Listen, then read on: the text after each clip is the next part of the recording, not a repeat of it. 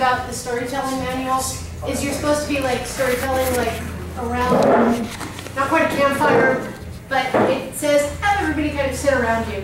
So rather than standing behind the podium, it probably makes more sense to have you here. The story I'm going to tell you, I've decided to call the saga of my driver's license. I'm not necessarily the most organized person in the world. I tend to lose things, I tend to forget things. I tend to be out of my head sometimes in the most literal sense of the term. A really good example of this happened when I was in my teens. I was going to, it was the only way I could convince my parents to let me go to California. I registered for UCLA for the summer. So I was getting ready, and I went to the local, yes, I'm dating myself, the local record store, and bought a bunch of audio cassette tapes so that I could record all of my music because I wasn't able to bring my record player. So I grabbed it, I stood in line, and the line was taking forever. So I walked out of there to go to the stationery store because I wanted to get a travel diary. I got there, I picked out a diary, I got in line, and I realized I was still holding the bag of cassettes that I hadn't paid for yet. Technically, I did not steal them because I didn't intend to. I was just not thinking about it.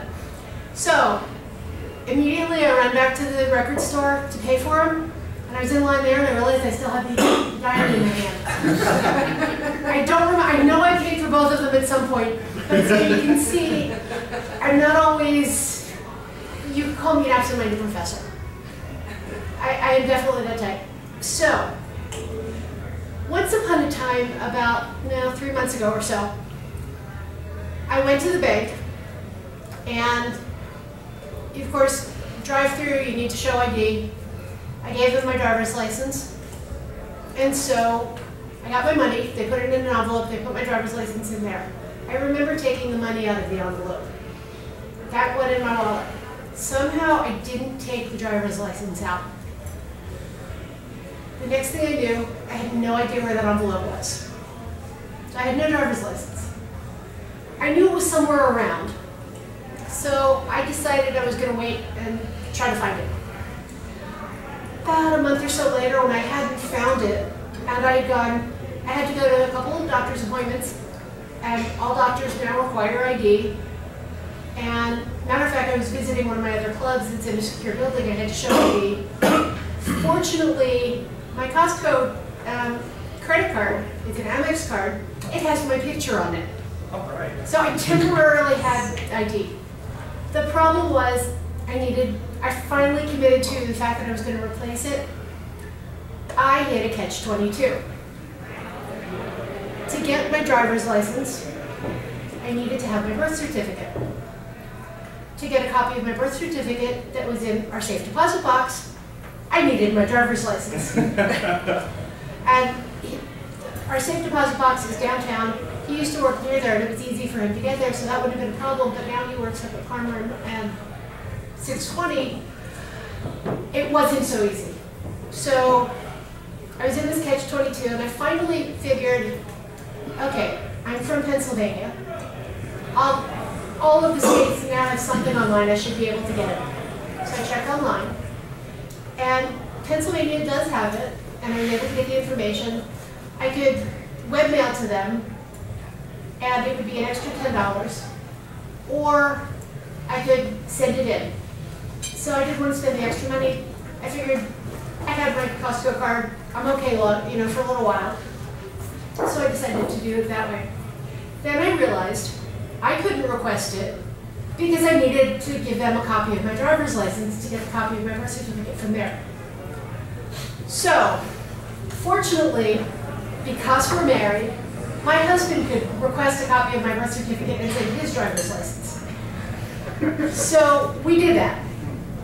That was, it must have been early June. So I wait a couple of weeks, and I'm thinking that I don't know how long it should take, but I figure maybe it'll be here soon. Then I call Pennsylvania to find out. And obviously I'm not the only one who asks the question, because I got the recorded message about how long it would take to get your driver's license once you ordered it. The answer was, if it hasn't been 14 weeks yet, don't worry. So this would have been mid-October. I'm still having the same issues. But fortunately, it came a lot earlier. The only thing is, I didn't know right away because we have a 15-year-old. One of his few chores is checking the cluster box for our mail. He tends to not do it. So he was lucky that it hadn't been sitting too long. I noticed it came, and I still remember, it came July 19th. And he was really lucky that the postmark was July 16th, or else I would have been a lot unhappier. Okay, at this point, I have my driver's license. I read over everything to make sure that I can go now. And I notice I need proof of my social security number, which of course is also in the safe deposit box. So what I wound up doing, I read all of the fine print and I could get a copy of my transcripts. I found the high school one, which of course had a different name on it, and a different address, so I couldn't really prove it, and then I realized that it had to be my college one. Fortunately, I still had my college ones filed away, and I actually was able to find it because that was one of those few times we actually put files, put things in the file because I loved it. So I get that out. I'm driving with AJ, we're on our way to somewhere else, and we drive by, and there's this huge line out the door. I know I've waited this long, I can wait a few more days. A couple days later, I go back, and I realize the people outside are actually probably just smoking because there's a smoking area right there. But I went in and there's this huge line.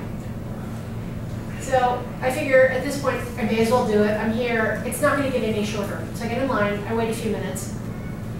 Then I noticed there had been two people working behind the counter, and one of them disappeared through this huge line. But then I noticed she was asking people questions, what they're doing in line, and I said, I'm just getting a replacement card. She's like, oh, go up there. And so very quickly I got up there. One time before I had gone to the driver's license bureau to get, I guess it was probably another replacement, and they were at number 501 or something, and I was like number 540. And I realized, again, I didn't have one piece of something that I needed. I drove home, drove back, it took me at least 20 minutes each way. They'd gone from 521 to 525. I figured it was going to be another thing like that. So she asked for proof of my social security number. I gave it to her. I gave her my transcript. She gave me the paperwork to fill out. I'm digging for a pen.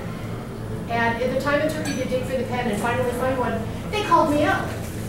And while I went to the other counter, and I got my picture and all that other stuff, and it turns out they didn't even ask me for my birth certificate. So the addendum to it is I finally had my driver's license. The next day I managed to misplace my wallet for about a week because I left it somewhere I was, and I didn't hear the phone message that said that it was there. So I now had the license without the wallet. But such is my life, and you get used to it after a while. Thank you.